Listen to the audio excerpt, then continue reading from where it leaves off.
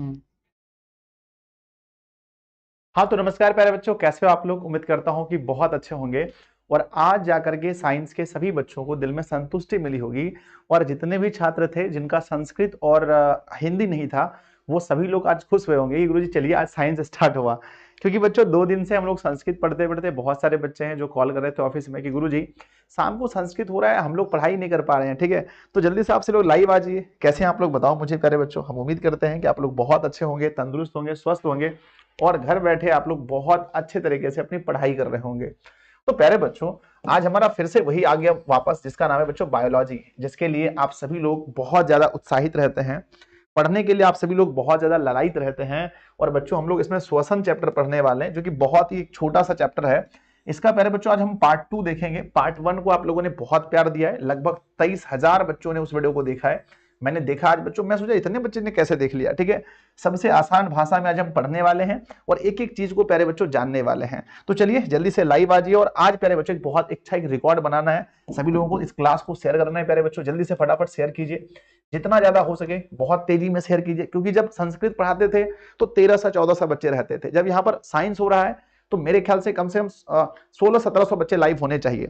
तो एक बार जल्दी से आप सभी लोग क्लास में शेयर कीजिए बहुत तेजी में। आज का मोटिवेशन है बच्चों की किताबें और माँ बाप, ध्यान रखना। आज का मोटिवेशन है बच्चों की किताबें और माँ बाप की बातें जिंदगी में कभी धोखा नहीं देती, जिंदगी में कभी धोखा नहीं देती। तो बच्चों बताओ किसकी बातें, किताबें और माँ बाप की बातें जिंदगी में धोखा नहीं देती। तो क्या आप सभी लोग अपने माँ बाप की बातों को मानते हैं? यस और नो जरूर बताना बच्चों। और गुरुजी को टाइम नहीं मिल रहा है, इसलिए बहुत बच्चे कह रहे हैं गुरुजी साहब बहुत बड़ा बड़ा बाल दाढ़ी रखा है आपने। ठीक कर लूंगा। मेरे साथ रवीश कुमार हैं, मेरे साथ आदित्य हैं, मेरे साथ एमडी गुलफराज हैं, शाहिद हैं, पावर ऑफ दिशा उनका अभी सफर जारी है गुरुजी। सभी लोग मेरे साथ जुड़ चुके हैं। एक बार क्लास को सभी लोग प्यार से बच्चों शेयर करेंगे, शेयर करेंगे प्यारे बच्चों। एक बार जल्दी से सब लोग, अगर 900 बच्चे लाइव हैं, एक एक बच्चों को जोड़ते हैं तो 1800 बच्चे लाइव हो सकते हैं। तो जल्दी से आप सभी लोग जितना हो सके बहुत तेजी में इस क्लास को शेयर कीजिए। और एक बार बच्चों बताओ कि आपका सपना क्या है, आपने जो ड्रीम रखा है वो ड्रीम क्या रखा है जल्दी से। क्योंकि है ना, मिनिमम बच्चों आपका जो ड्रीम होगा, मुझे पता है हर बच्चे का जो ड्रीम होगा वो 450 प्लस होगा।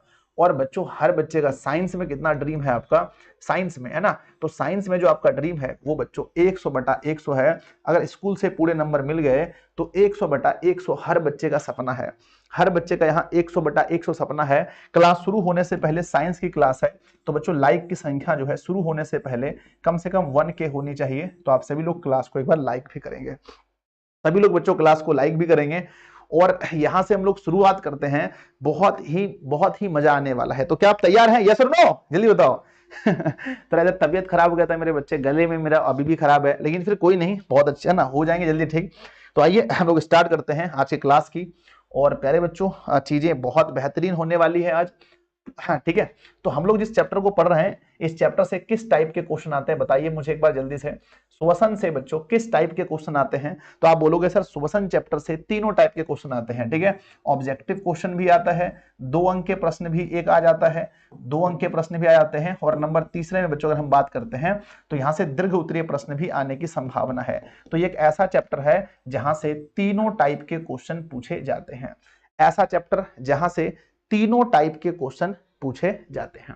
ठीक है, तो प्यारे बच्चों बहुत प्यारा सा चैप्टर है, आप सभी लोग जानते हैं कितना प्यारा सा चैप्टर है, बहुत अच्छा चैप्टर है श्वसन। ठीक है, आइए बच्चों, श्वसन से मुख्य रूप से हमें क्या मिलता है? अगर आपसे पूछा जाए कि ये बताओ कि श्वसन से मुख्य रूप से हमें क्या मिलता है, ठीक है, क्या श्वसन बच्चों सिर्फ ऑक्सीजन को ग्रहण करना और कार्बन डाइऑक्साइड को छोड़ना ही श्वसन है, या हमें इसमें कुछ मिलता है? तो आप कहेंगे सर हमने भोजन ना, श्वसन से मुख्य रूप से हमें क्या मिलता है? मुख्य रूप से हमें ऊर्जा मिलता है। ठीक है, मुख्य रूप से बच्चों श्वसन करने से हमें ऊर्जा मिलता है। और बच्चों अगर हम बात करते हैं कि मनुष्य में श्वसन किस प्रकार का होता है, तो आप कहेंगे सर मनुष्य में शोषण जो है वो वायवीय शोषण होता है। मनुष्य में शोषण क्या होता है बच्चों? वायवीय शोषण मनुष्य में पाया जाता है, ये आप सभी को पता है। प्यारे बच्चों अगर हम बात करते हैं श्वसन गैसों की, तो कौन कौन सा ऐसा गैस है जिसको हम लोग श्वसन गैस बोलते हैं? तो बच्चों ऑक्सीजन, कौन सा? ऑक्सीजन और कार्बन डाइऑक्साइड को श्वसन गैस कहा जाता है। इस चीज को याद रखना बच्चों। इसमें हम लोग श्वसन अंग पढ़ने वाले हैं, मतलब बहुत कुछ पढ़ने वाले हैं। ठीक है, तो चलिए मैं बहुत सारी चीजें आज पहले से जो नोट्स में लिखा था मैं उसे लेकर आया हूं ताकि आप लोग का टाइम बचे। बच्चों हर एक पेज से, हर एक पेज से आपके लिए ऑब्जेक्टिव निकलेगा, तो आप मुझसे वादा करो कि सर हाँ, हर एक पेज में जो भी चीज लिखा होगा उसको 100% हम समझेंगे। वादा करो बच्चों जल्दी से, क्या आप मुझसे वादा करते हो? वादा करो कि सर हर एक पेज से जो भी ऑब्जेक्टिव क्वेश्चन निकलेगा मैं उसको अच्छे से समझूंगा। एक बार कमेंट बॉक्स में यस लिख दें, क्या आप मुझसे वादा करते हो? यस यस यस यस, सभी लोग वादा कर रहे हो। हाँ सर ठीक है ना। तो बच्चों जो भी इंपॉर्टेंट चीज निकलेगा हम उसको बहुत बेहतरीन तरीके से देखेंगे। और एक बार सब लोग क्लास को शेयर वगैरह कर देना, हो गया सर, है ना, क्लास को सब लोग शेयर वगैरह कर देना बच्चों, ठीक है। हाँ सर, हाँ सर, चलो यस गुरुजी, yes yes yes yes boss, yes boss. चलिए शुरुआत करते हैं। और बच्चों लगभग 60 मिनट की हमारी क्लास होगी और पूरे 60 मिनट तक बहुत ध्यान से आप लोग क्लास को देखना बच्चों।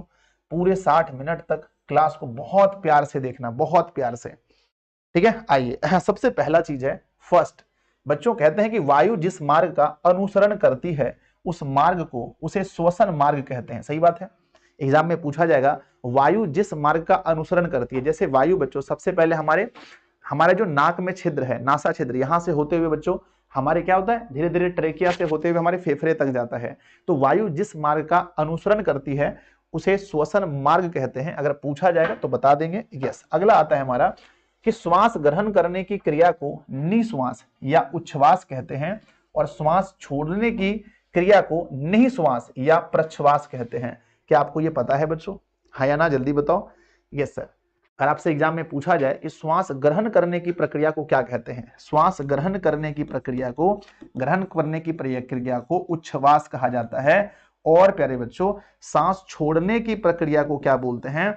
छोड़ने की प्रक्रिया को प्रश्वास कहते हैं। अगर आपसे ये पूछा जाए कि दोनों मिलकर क्या कहलाता है, दोनों मिलकर मेरे प्यारे बच्चों क्या कहलाता है ना, दोनों मिलकर क्या कहलाता है, जल्दी बताओ। तो गुरुजी मेरे दोनों मिलकर के हमारा श्वासोच्छ्वास है ना, स्वाच्छोस है ना, स्वाच्छोस है ना, स्वाच्छोसवास है ना, स्वाच्छोसवास कहलाता है। दोनों मिलकर प्यारे बच्चों स्वाच्छोसवास कहलाता है। ये बहुत ज्यादा इंपॉर्टेंट है, ठीक है। आगे बढ़ते हैं। कहते हैं कि श्वसन की दो अवस्थाएं उच्छ्वास एवं प्रश्वास मिलकर स्वाच्छोसवास कहलाती है, जिसको हम लोग बच्चों ब्रीदिंग कहते हैं। क्या यहां से क्वेश्चन बन जाएंगे? यस। कहते हैं बच्चों कि श्वसन की क्रिया में हमें दो चीज मिलता है, ऊर्जा और प्लस ऊष्मा। श्वसन की क्रिया में दो चीज निकलता है, एक ऊर्जा और प्लस में ऊष्मा। तो बताइए श्वसन की क्रिया में क्या क्या निकलता है बच्चों? अगर आपसे पूछा जाए कि बताओ भाई श्वसन की क्रिया में क्या क्या निकलता है, तो आप कहोगे सर श्वसन की क्रिया में दो चीजें निकलती हैं, पहला तो हमारा ऊर्जा और दूसरा ऊष्मा, ठीक है। हम जब तक सांस लेते रहते हैं हमारा शरीर गर्म रहता है और जैसे ही हम श्वास लेना बंद करते हैं हमारा शरीर ठंडा हो जाता है। यही कारण है बच्चों कि जब इंसान मर जाता है तो उसका शरीर ठंडा पड़ जाता है। बोलो हाँ या ना, जल्दी से। यस सर, यस सर, बहुत बढ़िया, ठीक है। आगे बढ़ जाए। कहते हैं कि श्वसन की ऑक्सीकरण, श्वसन की ऑक्सीकरण और, कहते हैं बच्चों श्वसन जो है ऑक्सीकरण और ऊष्माक्षेपी अभिक्रिया, श्वसन एक प्रकार की उपापचयी क्रिया है। यानी बच्चों श्वसन में कई चीज टूटते हैं और कई नई चीजों का निर्माण होता है, इसलिए हम कहते हैं कि श्वसन एक उपापचयी क्रिया है। क्या है बच्चों बताओ?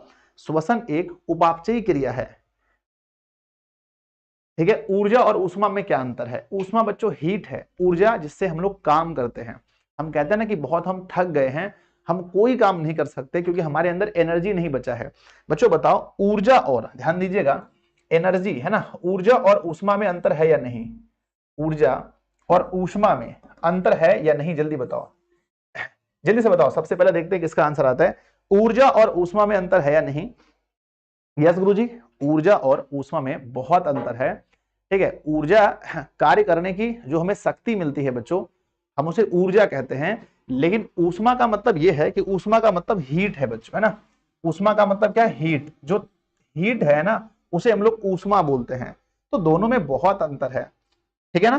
कहते हैं उपापचयी का मतलब होता है बच्चों कैटाबॉलिक, यानी कि श्वसन की क्रिया में बहुत सारी चीजें टूटती हैं और बहुत सारी चीजों का निर्माण होता है। जैसे ग्लूकोज टूटता है बच्चों और कार्बन डाइऑक्साइड का निर्माण होता है, ठीक है। अगर आप देखेंगे इसमें तो श्वसन की क्रिया में ग्लूकोज टूटता है, हमारा ग्लूकोज टूटता है और निर्माण किसका होता है बताओ? ग्लूकोज टूटता है और निर्माण होता है कार्बन डाइऑक्साइड का, इसीलिए हम इसे कहते हैं उपापचयी क्रिया। तो बताओ श्वसन के बारे में कि श्वसन बच्चों, श्वसन जो है वो कौन सी क्रिया है? अगर एग्जाम में पूछा जाए कि श्वसन कौन सी क्रिया है तो क्या बोलना आप? कहना बच्चों श्वसन एक ऑक्सीकरण बोल सकते हैं, अभिक्रिया है, ऊष्माक्षेपी है, और श्वसन जो है एक उपापचयी क्रिया है, उपापचयी क्रिया है। एक वयस्क मनुष्य 1 मिनट में लगभग 16 से 18 बार श्वसन करता है। एक वयस्क मनुष्य जो है 1 मिनट में कितनी बार श्वसन करता है बताइए? 1 मिनट में एक स्वस्थ मनुष्य जो है कितनी बार श्वसन करता है? तो आप कहेंगे सर 1 मिनट में एक स्वस्थ मनुष्य 16 से 18 बार श्वसन करता है। लेकिन अगर कोई सोया हुआ इंसान है तब, अगर कोई सोया हुआ इंसान है तो बताओ कितनी बार लेगा? अगर कोई सोया हुआ इंसान है तो वो 1 मिनट में कितनी बार श्वसन करेगा? 16 से 18 नंदन कुमार कह रहे हैं, ठीक है। संस्कृत का नोट्स नहीं मिला है गुरुजी, ठीक है मिल जाएगा बच्चों। लेकिन अगर कोई इंसान सोया हुआ है तो वो लगभग 12 बार, कितनी बार बच्चों? 12 बार श्वसन लेता है ना। श्वास मतलब कि श्वसन की प्रक्रिया लगभग 12 बार पूरा होता है उसके अंदर, ठीक है। Yes sir yes. आगे बढ़ते हैं बच्चों, कहते हैं नेक्स्ट हमारा है कि सोया हुआ इंसान 1 मिनट में लगभग 12 बार श्वसन करता है और छोटा बच्चा 1 मिनट में लगभग 25 बार श्वसन करता है, जो कि मैंने पिछली क्लास में आपको नहीं बताया था। तो बताओ बच्चों एक सोया हुआ जो बच्चा है वो 1 मिनट में लगभग कितनी बार श्वसन करता है? तो आप कहेंगे सर 1 मिनट में लगभग 25 बार उसमें ये चीज होता है। कहते हैं मनुष्य का श्वसन अंग फेफड़ा है, जो हमने पहले पढ़ा है, एवं श्वसन गैस बच्चों ऑक्सीजन और कार्बन डाइऑक्साइड है।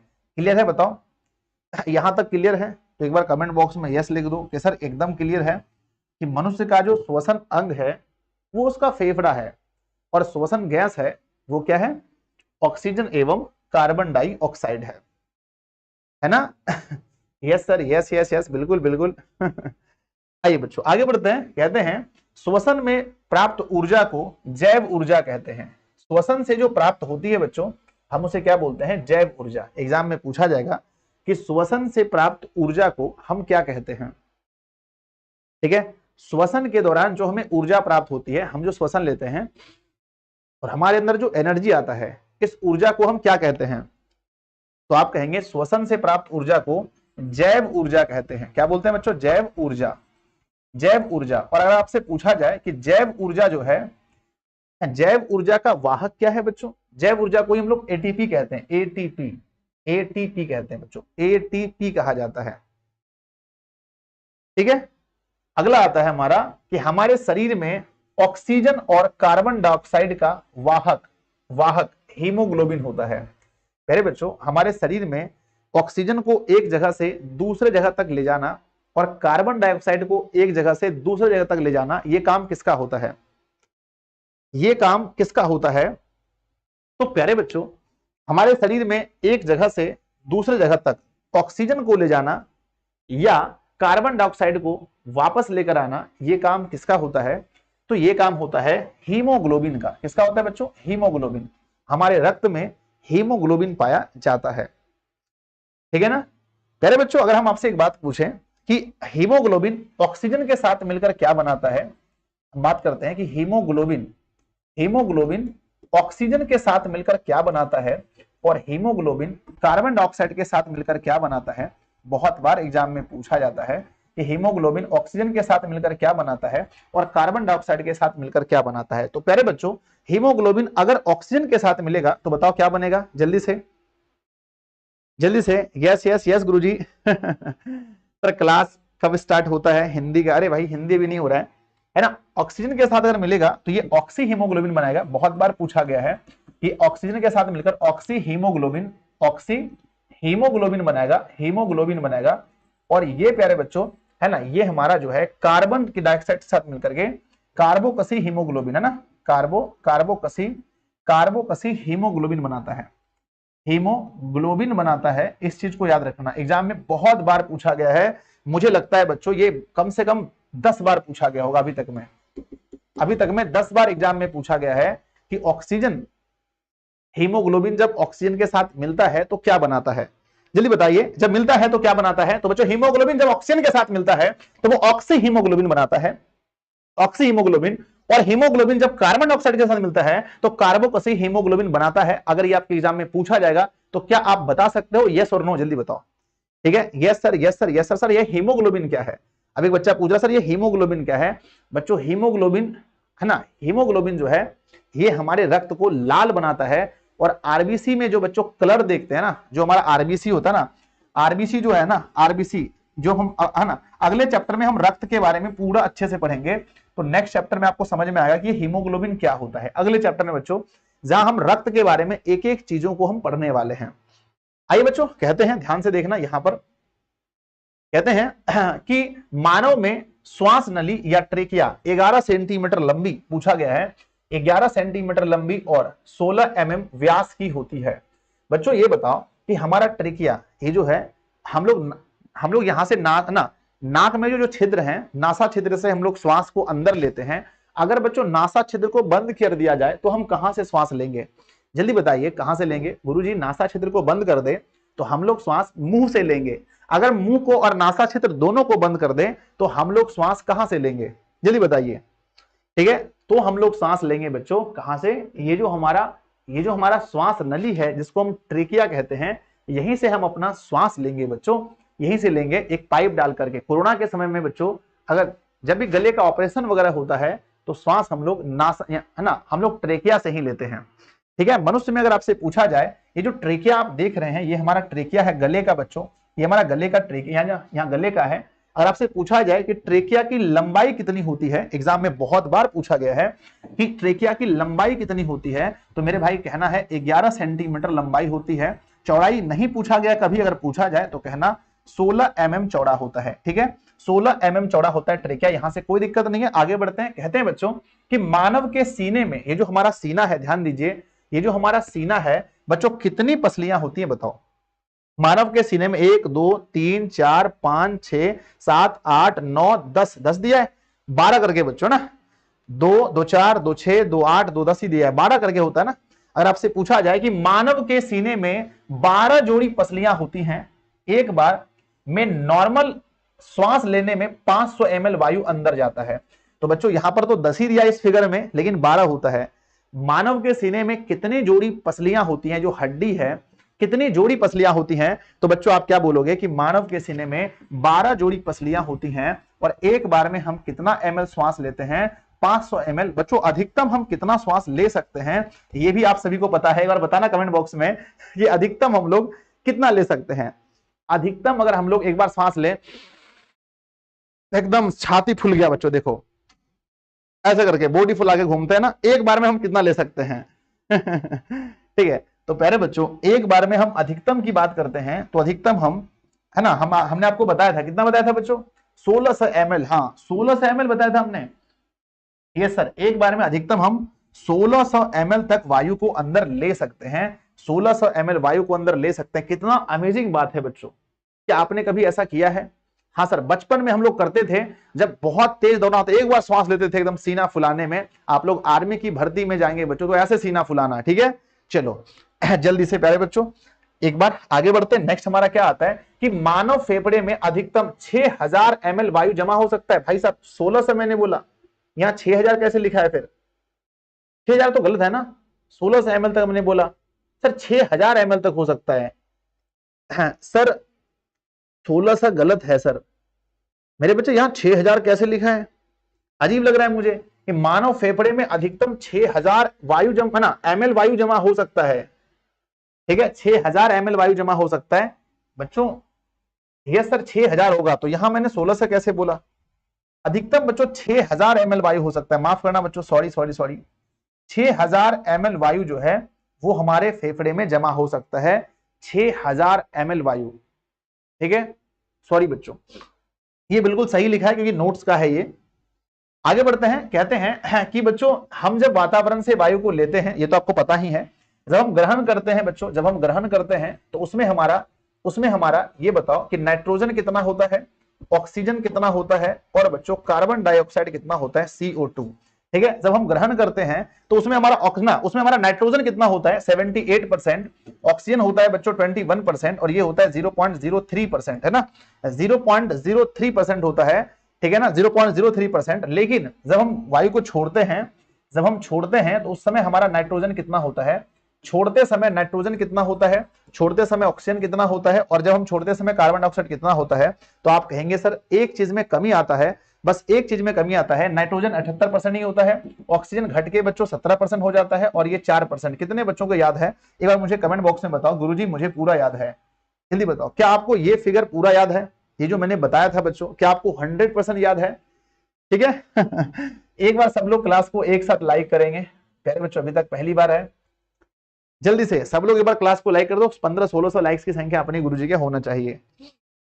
यस यस, ठीक है, ये फिगर याद रखना, ये चीजें बहुत इंपॉर्टेंट है बच्चों, याद रखना। अच्छा मैंने आप लोगों को बोला था आप लोगों को मैंने बोला था मतलब जो हमारा श्वसन अंग फेफड़ा है, इसके चित्र बनाने के बारे में। तो कितने बच्चों ने घर में फेफड़ा का चित्र बनाया था, बोलो जल्दी से हाथ उठा ईमानदारी से, कितने बच्चों ने लंग्स के यानी फेफड़ा का चित्र बनाया था? जल्दी जल्दी जल्दी बताओ, जल्दी तेजी में। ये सर हमने हमने बनाया था सर। ठीक है, तो बच्चों घर में फेफड़ा का हमने बोला था आप सभी को कि घर में फेफड़ा का चित्र बनाने के बारे में। ठीक है, घर में फेफड़ा का चित्र बनाना। यस गुरुजी, यस गुरुजी, हमने बनाया था। चलो बच्चों बढ़िया बात है। आगे कहते हैं कि पर्वत में, ध्यान देना बच्चों, ये चीज तो हो गया, हमने देखा ये सारे परसेंटेज आपको पता है अच्छे से। बच्चों जब हम पर्वत में जाते हैं, आपको पता है कि जब हम पर्वत में जाते हैं या हम चंद्रमा वगैरह पर जाते हैं तो हम नॉर्मल सांस नहीं ले सकते हैं, साथ में बच्चों ऑक्सीजन का सिलेंडर ले जाते हैं। बोलो हाँ या ना, क्या हम पर्वत में भी अच्छे से श्वास ले पाते हैं? नहीं सर। ठीक है, तो पर्वत में हम लोग जब जाते हैं, इस डाटा को याद रखना, कहते हैं कि पर्वत में चढ़ने पर, पर्वत में चढ़ने पर या समुद्र में जाने पर ऑक्सीजन सिलेंडर में ऑक्सीजन और नाइट्रोजन दोनों होता है। ठीक है, तो बच्चों एग्जाम में पूछा जाएगा जब हम पर्वत में चढ़ते हैं या समुद्र के अंदर जाते हैं, ध्यान दीजिएगा यहां पर गोताखोर है और ये समुद्र के अंदर गए हैं, ये इसके पास ऑक्सीजन का सिलेंडर है, तो बच्चों बताओ इस सिलेंडर में कौन कौन सी गैस है, इस सिलेंडर में कौन कौन सी गैस है? तो आप कहोगे मुझे पता है कि सर इसमें ऑक्सीजन के साथ साथ हमारा नाइट्रोजन गैस भी भरा पड़ा है। चलिए, चाहे आप बहुत दूर पर्वत पे चढ़ें या किसी समुद्र के खाई में जाएं। आगे क्या जाते हैं बच्चों, कहते हैं कि 300 मीटर से अधिक गहरे समुद्र में जाने पर, अगर आप 300 मीटर से भी अधिक गहरे समुद्र में जाते हैं, जाने पर ऑक्सीजन सिलेंडर है ना, उसमें बात बच्चों जो हमारा सिलेंडर होगा उसमें ऑक्सीजन के साथ हीलियम होता है। क्या होता है?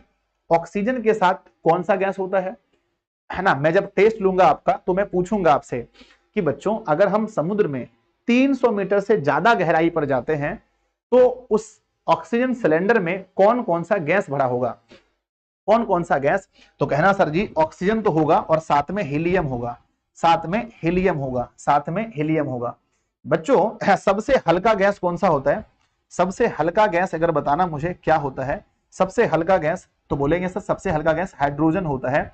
और सबसे भारी गैस क्या होता है? सबसे भारी गैस ये भी बताना मुझे, क्योंकि इंपॉर्टेंट है, एग्जाम में बहुत बार पूछा गया है। ठीक है, आगे बढ़ते हैं। नेक्स्ट हमारे पास क्या आता है बच्चों, जो इंपॉर्टेंट है उसी को रखना है। कहते श्वसन की क्रिया में फेफड़े को श्वसन करने में सबसे अधिक मदद बच्चों डायफ्राम करता है। तो श्वसन करने में हमें सबसे अधिक मदद कौन करता है? तो बच्चों डायफ्राम करता है। और ये डायफ्राम कहां रहता है? तो देखिए ये हमारा क्या है, ये हमारा फेफड़ा है बच्चों, ध्यान देना ये हमारा फेफड़ा है और डायफ्राम जस्ट इसके नीचे होता है, फेफड़े के नीचे हमारा डायफ्राम होता है। तो श्वसन की क्रिया में सबसे अधिक अधिक मदद कौन करता है हमें? बताओ गुरुजी, डायफ्राम। डायफ्राम कैसा होता है? चलो आज देखते हैं बच्चों श्वसन अंग के बारे में। आज देखते हैं कि हम लोग श्वसन अंग बना रहे हैं और बहुत ही प्यारा हमारा प्रयास होना चाहिए बच्चों। ठीक है, ध्यान से देखना, ध्यान से देखना भाई मेरे। ठीक है,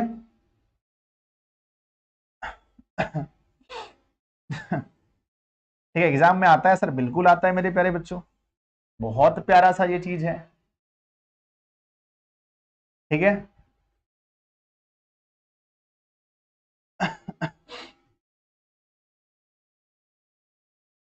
ठीक है, ये बच्चों मैं क्या बना रहा हूं, पूछो मुझसे क्या बना रहे हो गुरुदेव, जल्दी बताओ क्या बना रहा हूं। ठीक है, तो मेरे प्यारे बच्चों मैं बना रहा हूं, मैं बना रहा हूं आपका, ठीक है ना, मैं आपका बना रहा हूं श्वसन अंग। ठीक है, एग्जाम में पूछा जाता है कि श्वसन अंग के चित्र बनाए, तो मैं प्यारे बच्चों आपका श्वसन अंग बना रहा हूं। ठीक है, यहां से चल करके आप यहां जाओगे। ठीक है,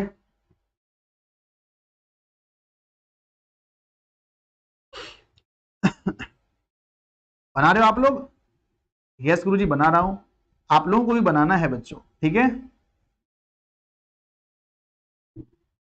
ये वायु कोष्ठ है, इसके अंदर में पहले बच्चों वायु जाता है ना। इसलिए हम कहते हैं कि भैया अगर सिगरेट पियोगे तो हमारा क्या खराब होगा बताओ? सिगरेट पीने से क्या खराब होगा? हाँ, तो गलत है ना।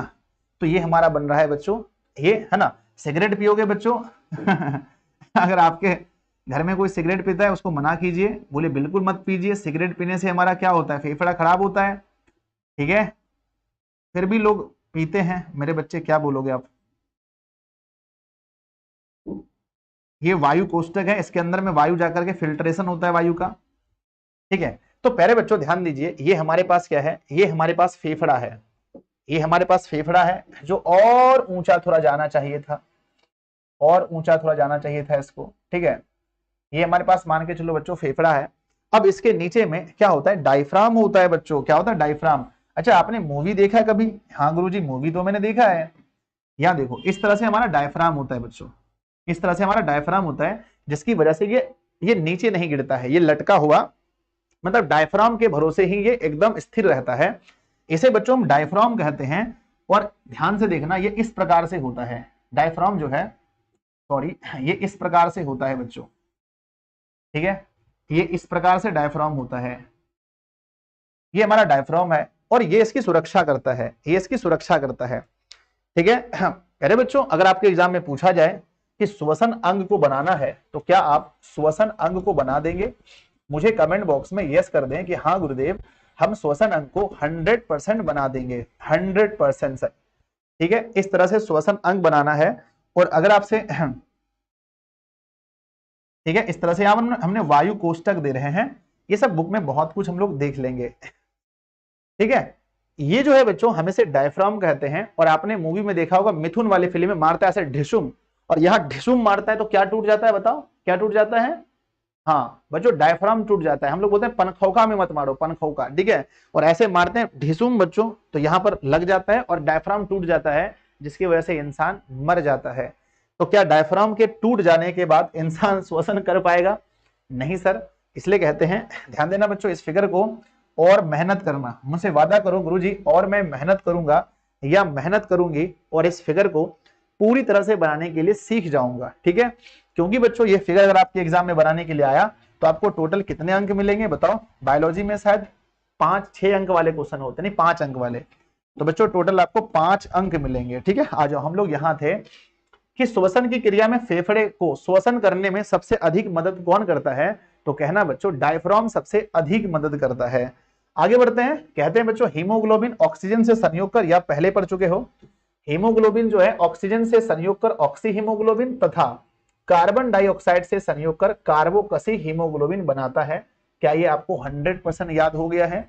बताओ हाँ या ना, क्योंकि ऑब्जेक्टिव वाले टेस्ट में फिर आप सबसे आगे कैसे बढ़ोगे। यस गुरुजी पक्का याद है, क्लास को शेयर कर दिया, हाँ सर पक्का कर दिया। कम से कम आज 1.8 के लाइव होना चाहिए, तो सभी दोस्तों में शेयर कर दो समझ नहीं आया सर, फिर से बनाइए। अच्छा फिर समझ नहीं आया आगे बढ़ते हैं बच्चों, कहते हैं एटीपी ही समस्त जैव कोशिकाओं में रासायनिक ऊर्जा का सार्वजनिक वाहक है। बहुत बार पूछा गया है बच्चों कि जितने भी जैव में क्रियाएं होती हैं, हम जीव है ना, जैव मतलब जीव, जीव है ना। एटीपी ही समस्त जैव कोशिकाओं में रासायनिक ऊर्जा का सार्वजनिक वाहक है। बच्चों जितने भी जीव हैं उसमें कोशिका होता है, बोलो हाँ या ना। जितने भी जीव हैं उसमें क्या पाया जाता है गुरुजी? कोशिका। क्या पाया जाता है? कोशिका। और कोशिका में क्या बनता है बच्चों? कोशिका में क्या बनता है? ऊर्जा। और ऊर्जा को एक जगह से दूसरे जगह लेकर जाना, तो बच्चों कहते हैं कोशिका, है ना। कोशिका ऊर्जा का वाहक किसे बोलते हैं? कोशिका में जो ऊर्जा बनता है उसको ले जाने वाला, और उसको ले जाने वाले को वाहक बोलते हैं। तो कोशिका ऊर्जा का वाहक किसे कहा जाता है? ऑब्जेक्टिव क्वेश्चन में बहुत बार पूछा गया है और इस बार भी आने की संभावना है। तो बच्चों कोशिका ऊर्जा का वाहक हम किसे बोलेंगे? गुरुजी एटीपी को बोलते हैं, एडी है ना, एटीपी को इसे ऊर्जा मुद्रा भी कहते हैं, ऊर्जा मुद्रा भी। तो बच्चों कहते हैं एटीपी का उत्पादन शरीर के अंदर जीवित कोशिकाओं में ही होता है। बच्चों एटीपी का उत्पादन कैसी कोशिकाओं में होता है? ऑप्शन ए जीवित कोशिका में, ऑप्शन बी मृत कोशिका में, ऑप्शन सी दोनों में। तो बताओ एटीपी का उत्पादन शरीर के अंदर कैसी कोशिकाओं में होता है? तो आप कहोगे सर जीवित कोशिकाओं में होता है। बढ़ते हैं बच्चों, कहते हैं इसलिए इसे जैव ऊर्जा भी कहते हैं। जैव ऊर्जा, ये तो हमने पहले ही बता दिया। आगे बढ़ते हैं बच्चों, कहते हैं ध्यान से, एटीपी का फुल फॉर्म एग्जाम में पूछा जाएगा पक्का सर, हाँ पक्का पक्का पूछा जाएगा एटीपी का फुल फॉर्म। कितने बच्चों ने रट लिया है सर? एटीपी का फुल फॉर्म होता है एडिनोसिन ट्राइफॉस्फेट, है ना, एडिनोसिन ट्राइफॉस्फेट होता है। याद करो याद करो याद करो, एडिनोसिन ट्राइफॉस्फेट। ऊर्जा मुद्रा कहते हैं, सजीव के अंदर ऊर्जा बन जाए उसको ले जाने का काम एटीपी करता है, जिसका फुल फॉर्म एडिनोसिन ट्राइफॉस्फेट होता है। 2 दिन में याद हो जाएगा? बताओ बताओ बच्चों, 2 दिन में याद हो जाएगा? बोलोगे सर मजाक करते हो, 1 दिन में याद हो जाएगा। बच्चों ध्यान रखना, लेकिन कोशिका में ध्यान रखना। अब एक बात बताओ कि हमारे शरीर में ऊर्जा बना, ठीक बात है, लेकिन ऊर्जा किससे बना? हमारे शरीर में ऊर्जा जो बना वो किससे बना? आप बोलोगे सर देखिए हमने पहले भोजन किया, हाँ भोजन किया, भोजन से हमें प्राप्त है ना, भोजन में हम लोग जो भी खाते हैं वो बदल जाता है ग्लूकोज में। हम जो भी खाते हैं वो बच्चों ग्लूकोज में बन जाता है। इसलिए आप देखे होंगे, मतलब जल्दी में एनर्जी लेने के लिए हम क्या करते हैं? आप देखते होंगे कि है ना, एक खिलाड़ी है जो खेल रहा है वो थक जाता है, तो जल्दी से एनर्जी लेने के लिए वो क्या पीता है? तो बोलेंगे सर देखिए जल्दी से एनर्जी लेने के लिए वो ग्लूकोज पीता है, क्योंकि जो हम भोजन खाते हैं उसको ग्लूकोज बनने में बहुत टाइम लग जाता है। इसलिए अगर आपको तुरंत एनर्जी चाहिए तो क्या पीना चाहिए? बताओ, तुरंत एनर्जी चाहिए तो क्या पीना चाहिए? गुरुजी तुरंत एनर्जी चाहिए तो हम ग्लूकोज पीते हैं, ठीक है ना, क्या पीते हैं? ग्लूकोज।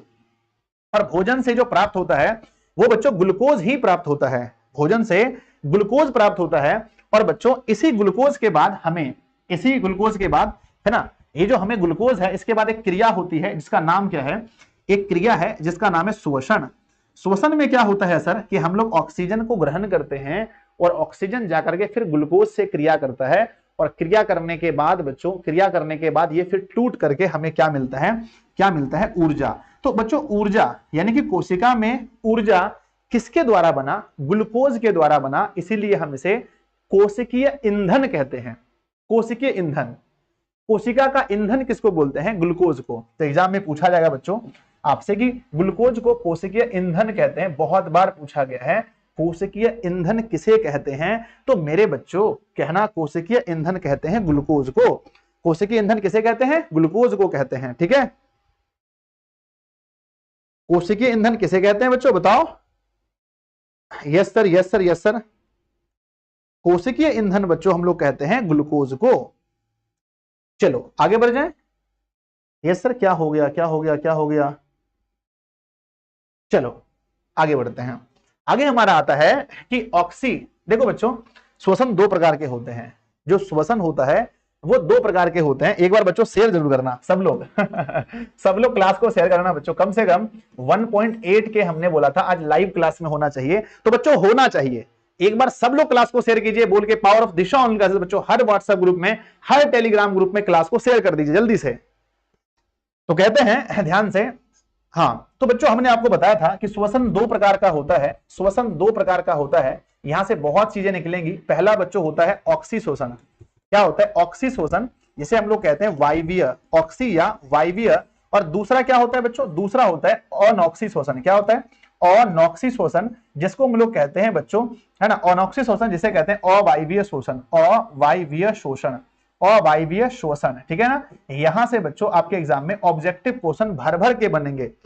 यहां से आपके एग्जाम में ऑब्जेक्टिव क्वेश्चन भर भर के बनेंगे बच्चों, ध्यान रखिएगा, ध्यान दीजिएगा। पहला है कि ऑक्सी या वायवीय शोषण में 38 एटीपी ऊर्जा एवं अवायवीय शोषण में 2 अणु ऊर्जा का निर्माण होता है। निम्न श्रेणी के जंतुओं जैसे एक कोशिकीय जीव उदाहरण अमीबा, पैरामीशियम में श्वसन गैसों का आदान प्रदान कोशिका झिल्ली से विसरण क्रिया के द्वारा किया जाता है। अब यहां से 3 ऑब्जेक्टिव बनेंगे, क्या आप तीनों का आंसर देने के लिए तैयार हो? हाँ सर हम तैयार हैं।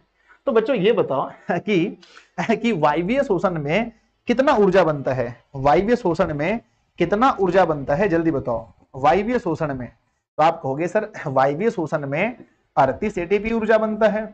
पूछा जाए कि अवायवीय शोषण में कितना ऊर्जा बनता है? वायवीय शोषण है ना, अवायवीय शोषण में कितना बनता है? तो आप कहोगे सर अवायवीय शोषण में 2 बनता है। फिर मैं पूछूंगा बच्चों कि निम्न श्रेणी के जंतुओं जैसे एक कोशिकीय जीव, अमीबा, पैरामीशियम आदि में श्वसन गैसों का आदान प्रदान किसके द्वारा होता है? निम्न श्रेणी के जंतुओं में श्वसन गैसों का आदान प्रदान किसके द्वारा होता है? तो कहना बच्चों कोशिका झिल्ली द्वारा। ठीक है ना, कोशिका झिल्ली द्वारा निम्न श्रेणी के जंतुओं में श्वसन गैसों का आदान प्रदान, श्वसन गैसों का आदान प्रदान किसके द्वारा होता है? तो कहना बच्चों कोशिका झिल्ली द्वारा, कोशिका झिल्ली द्वारा, कोशिका झिल्ली द्वारा। पूछा जाएगा किस क्रिया द्वारा होता है, पूछा जाए किस क्रिया द्वारा होता है, किस क्रिया द्वारा? तो बच्चों क्रिया का नाम बताओ, कौन सी क्रिया द्वारा गैसों का आदान प्रदान होता है? तो कहना बच्चों क्रिया का नाम है विसरण क्रिया। क्या नाम है? विसरण क्रिया, विसरण क्रिया। जैसे अगरबत्ती की सुगंध पूरे कमरे में फैल जाती है विसरण क्रिया के द्वारा। ठीक है, तो यहां से बच्चों 2-3 चीजें निकलती हैं। ठीक है, आगे बढ़ते हैं। आगे बच्चों यहां से एक ऑब्जेक्टिव बहुत अच्छा निकलेगा, जितने भी स्तनधारी जीव हैं, स्तनधारी जीव मतलब जो अपने बच्चे को दूध पिलाते हैं। क्या मनुष्य एक स्तनधारी जीव है? बोलो हाँ या ना। यस गुरुदेव, मनुष्य भी स्तनधारी जीव है, ये भी अपने बच्चे को दूध पिलाते हैं। जितने भी स्तनधारी जीव हैं जैसे पक्षी, मनुष्य, कछुआ, सांप, तिलचना, लिजार्ड मतलब तिलचिट्टा इत्यादि फेफड़े द्वारा श्वसन करते हैं। जितने भी कीट हैं जैसे तिलचिट्टा हो गया, ग्रास हापर हो गया, है ना, ये श्वास नली या ट्रेकिया द्वारा श्वसन करते हैं। ये बात कितने बच्चों को पता है? जल्दी बताओ। ये है तिलचिट्टा और ये श्वास, इसका अगर मुंडी तोड़ भी दोगे ना तो फिर भी ये श्वास नली द्वारा श्वसन करते हैं बच्चों। ठीक है, ये है ग्रास हापर। ये बात कितने बच्चों को पता है? यस सर, यस सर, मुझे पता है, मुझे पता है। पता है आपको कि जितने भी स्तनधारी जीव हैं सब फेफड़े से सांस लेते हैं और जितने भी कीड़े मकोड़े हैं वो श्वास नली यानी ट्रेकिया से सांस लेते हैं, ट्रेकिया से। ठीक है, पूछा जाए तिलचिट्टा में कितने जोड़े श्वास रंध्र होते हैं? एग्जाम में खूब पूछा जाता है कितने जोड़े श्वास रंध्र होते हैं तिलचिट्टा में? जल्दी बताओ कमेंट बॉक्स में। कई बार पूछा गया है कितने जोड़े श्वास रंध्र होते हैं? तो बच्चों टोटल 10 जोड़े श्वास रंध्र होते हैं। इस बार भी एग्जाम में आएगा, चाहे स्कूल के एग्जाम में आए, बोर्ड एग्जाम में, कहना 10 जोड़े। और श्वसन कहां से होता है? तो ट्रेकिया से होता है। आ जाओ आगे बच्चों कि गिल्स या क्लोम या गलफरा। कहते हैं गिल्स एक विशेष प्रकार के श्वसन अंग हैं जो जल में विलय ऑक्सीजन का उपयोग श्वसन के लिए करते हैं। मछलियां गिल्स के द्वारा ही श्वसन करती हैं। ये कितने बच्चों को पता है? आपने क्या ये लाल लाल वाला चीज देखा है? क्या आपने मछली में ये लाल लाल वाला गिल्स देखा है? हाँ सर, हमने तो देखा है। और बच्चों सोचो भगवान ने कैसा बनाया है, भगवान ने कैसा गिल्स बनाया, सोच के आपको आश्चर्य होगा। सर सही बोला आपने, बहुत आश्चर्य होता है। अच्छा, क्या आपको सोचे कभी आश्चर्य नहीं होगा कि ये बच्चों मछली है? ध्यान रखना, ये मछली है और बच्चों यहाँ इसका गलफड़ा होता है, यहाँ पर बच्चों यहाँ पर इसका गलना, यहाँ इसका गिल्स होता है। और सोच के आपको आश्चर्य होगा कि पानी से ये, है ना, पानी में ये श्वसन कर लेता है। क्या इंसान कर सकता है? बताओ। जल में बच्चों हमारा जो जल बना है वो कैसे बना है? बताओ। हमारा जो जल बना है वो कैसे बना है? जल बना है H2O यानी कि हाइड्रोजन और ऑक्सीजन से। तो जल से ये ऑक्सीजन ग्रहण कर लेता है। सोचो कैसा इसका ये भगवान ने बनाया है कि इसमें पानी जाता है, पानी, और इससे ये ऑक्सीजन ले लेता है। तो जल में घुले ऑक्सीजन से ये अपना श्वसन कर लेता है। सोचो कितना अजीब भगवान ने बनाया है। इसलिए बच्चों कहते हैं भगवान, गॉड, अल्लाह, भगवान, इसकी हमेशा हमें बच्चों हमेशा हमें इसका शुक्रगुजार होना चाहिए कि हर जीव को कितने बेहतरीन तरीके से बनाया गया है कि नहीं है? एक बच्चे ने सर बोला कि सर आपने मिस्टेक किया है कहीं पर। कहाँ मिस्टेक किया है मेरे भाई? कहीं मिस्टेक किया है क्या? अच्छा चलो, हो गया होगा मिस्टेक तो हम उसको देख लेंगे।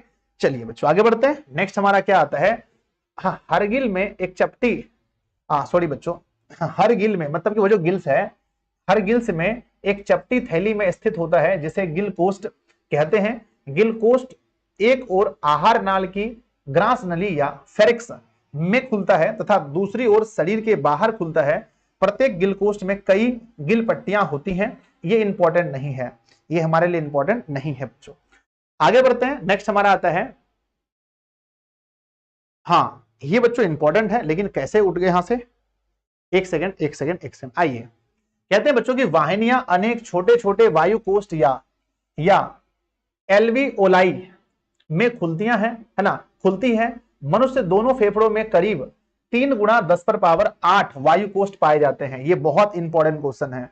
वायु के दोनों फेफड़ों में लगभग है ना कितने वायु कोष्ठक पाए जाते हैं, ये यहां से ऑब्जेक्टिव क्वेश्चन बना। बच्चों कभी सोच नहीं सकते हो आप भाई साहब कि मनुष्य के दोनों फेफड़े में लगभग वायु कोष्ठ कितने होते हैं, जल्दी बताओ। तो आप होगे सर भाई साहब होता है 3 गुणा 10 पर पावर 8। सोचिए इतने वायु कोष्ठ होते हैं हमारे फेफड़े में, सुन करके मुझे आश्चर्य लग रहा है। इस तरह मनुष्य के फेफड़े में श्वसन गैसों के आदान प्रदान के लिए करीब 400 से 800 वर्ग फीट जगह सतह उपलब्ध होती है। फेफड़े फेफड़े मनुष्य स्थित होते हैं कि वायु गुच्छा में स्थित, सॉरी फेफड़े मनुष्य की वक्ष गुहा में स्थित होता है। फेफड़ा जो होता है हमारा, ये हमारी वक्ष गुहा है, इसमें हमारा फेफड़ा स्थित होता है। लगभग हमारे फेफड़े में कुल कितना जगह होता है बताइए, हमारे फेफड़े में कुल कितना जगह होता है। तो आप कहेंगे सर हमारे फेफड़े में 400 से लेकर के 800 वर्ग है ना वर्ग फीट जगह हमारे फेफड़े में होता है। सोचो आश्चर्य नहीं लग रहा है, मुझे तो विश्वास ही नहीं हो रहा है। कितने बच्चों को बच्चों आश्चर्य लग रहा है, ठीक है। एक बार सब लोग क्लास को, मेरे प्यारे बच्चों, सब लोग जितने भी बच्चे देख रहे हैं कमेंट जरूर कीजिए, क्या आपको आश्चर्य लग रहा है कि सर हमारे फेफड़े में 3 गुणा 10 पर पावर 8 बच्चों, इतना ज्यादा हमारे अंदर में वायु कोष्ठक होता है, इतना जगह होता है।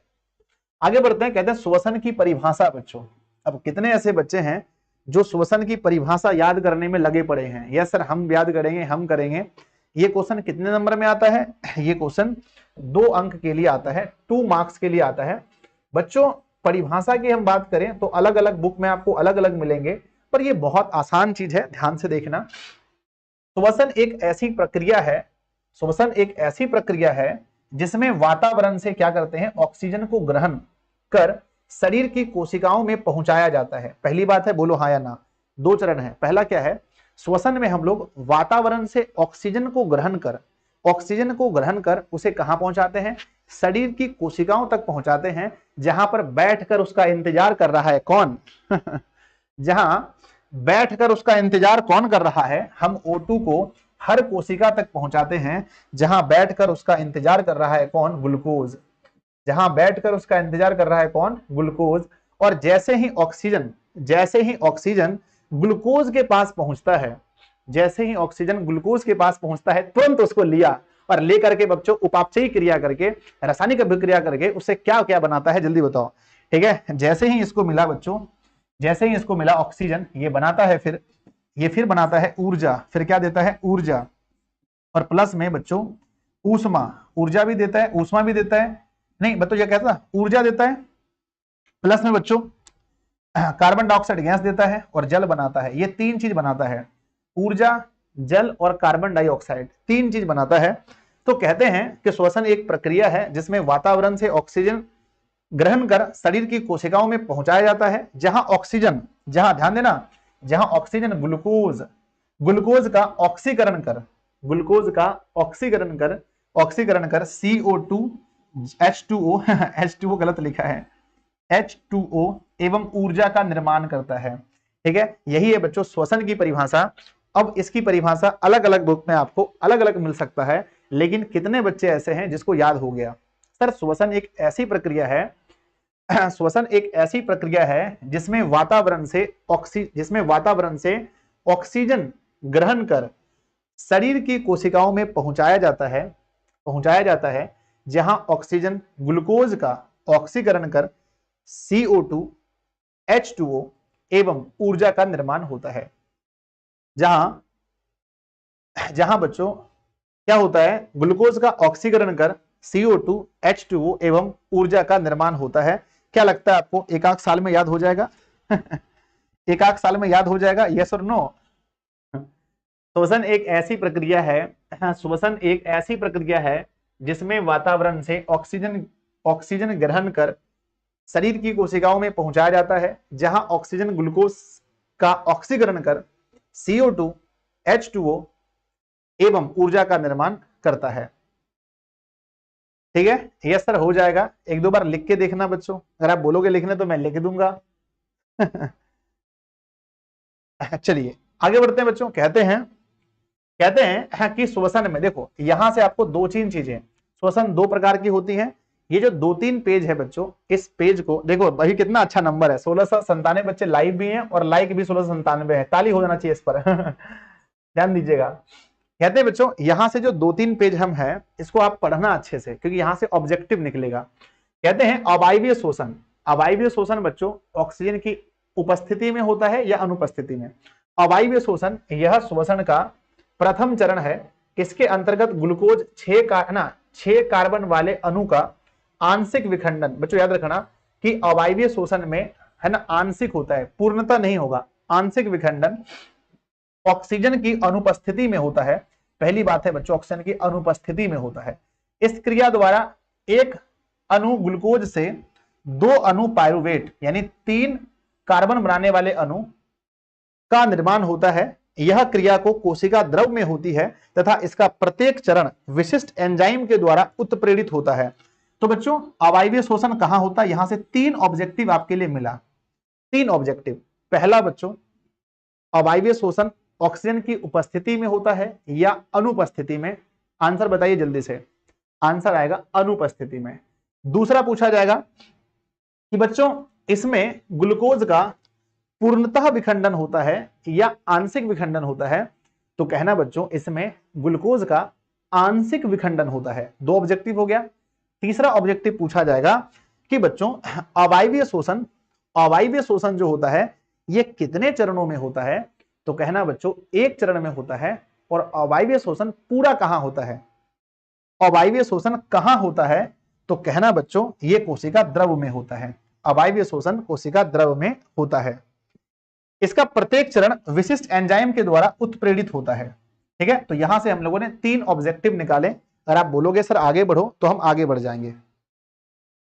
आगे बढ़े, चलिए आगे बढ़ते हैं। कहते हैं बच्चों इस प्रक्रिया में चूंकि ग्लूकोज अणु का आंशिक विखंडन होता है, अतः इसमें निहित ऊर्जा का बहुत छोटा भाग ही मुक्त होता है। तो बच्चों बताओ इसमें कितनी ऊर्जा निकलती है, बहुत ज्यादा या कम। तो कहते हैं अवायवीय शोषण में बहुत छोटा भाग यानी बहुत कम ऊर्जा निकलता है। शेष ऊर्जा पायरुवेट के बंधनों में ही संचित रह जाता है।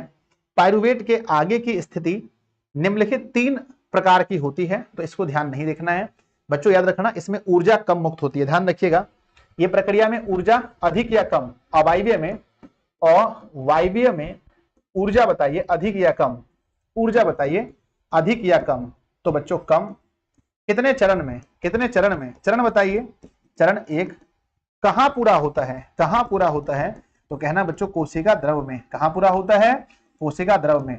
ग्लूकोज का बताओ आंशिक विखंडन या पूर्णतः विखंडन, विखंडन कैसा होगा इसमें, आंशिक या पूर्णतः। तो कहते हैं बच्चों आंशिक विखंडन होता है, आंशिक विखंडन होता है। यहां से 4 पॉइंट याद रखना, बहुत जरूरी पॉइंट है। चारों पॉइंट बहुत जरूरी है एग्जाम में लिखने के लिए, 2 नंबर के लिए बहुत जरूरी है, 2 मार्क्स के क्वेश्चन के लिए बहुत जरूरी है, आगे आपको कंपटीशन में भी बहुत काम आने वाली चीज है। आगे बढ़ते हैं बच्चों कि पायरुवेट, अब ध्यान देखिएगा पायरुवेट के बारे में, है ना। पायरुवेट के बारे में याद रखिएगा, पायरुवेट से भी एक क्वेश्चन बनता है। कहते हैं बच्चों पायरुवेट ऑक्सीजन की अनुपस्थिति में इथेनॉल एवं कार्बन डाइऑक्साइड में परिवर्तित हो जाता है। पायरुवेट किसको कहा, वो जो बच्चों है ना, वहां जो हमने देखा कार्बन का ग्लूकोज में 6 अणु होता है, C6H12O6, 6 अणु होता है ग्लूकोज का, और जो 3-3 अणु करके अलग हो जाता है, इसे बच्चों पायरुवेट कहा गया है। कहते हैं पायरुवेट ऑक्सीजन की अनुपस्थिति में इथेनॉल एवं कार्बन डाइऑक्साइड में परिवर्तित हो जाता है।